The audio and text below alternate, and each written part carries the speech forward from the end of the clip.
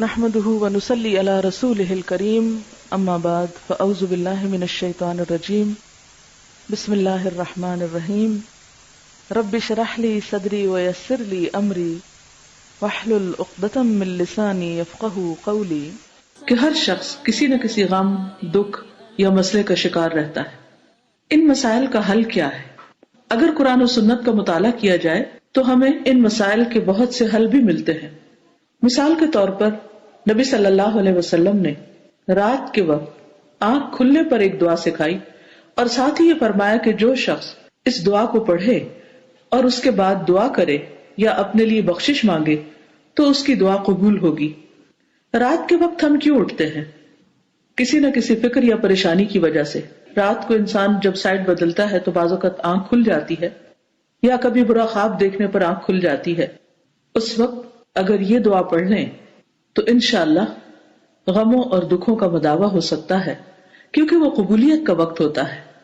یہ دعا آپ میں سے بہت سے لوگوں کو آتی بھی ہوگی، صرف ضرورت اس بات کی ہے کہ اس کو پڑھنے کی عادت ڈال لی جائے۔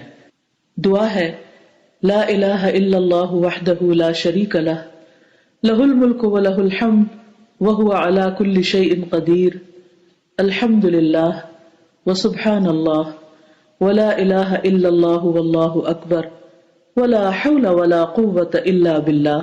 بخاری کی روایت میں آتا ہے کہ جو شخص رات کو آنکھ کھلنے پر اس دعا کو پڑھے اور پھر کہے اللہم اغفر لی، اے اللہ مجھے بخش دے، یا کوئی دعا کرے تو اس کی دعا قبول ہو جاتی ہے۔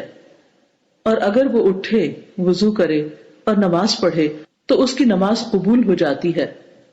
ہم میں سے کوئی ایسا نہیں کہ جس کی رات کے وقت آنکھ نہ کھلتی ہو، جس کو دعا کی قبولیت کا شوق نہ ہو، جو کسی مسئلے کا شکار نہ ہو۔ اس لیے رات کی ان گھڑیوں کو غنیمت جانیں، اس دعا کو پڑھنا نہ بھولیں۔ اللہ تعالیٰ آپ سب کا حامی و ناصر ہو۔ سبحانک اللہم و بحمدک اشہد ان لا الہ الا انت استغفرک و اتوب الیک۔ السلام علیکم و رحمۃ اللہ وبرکاتہ۔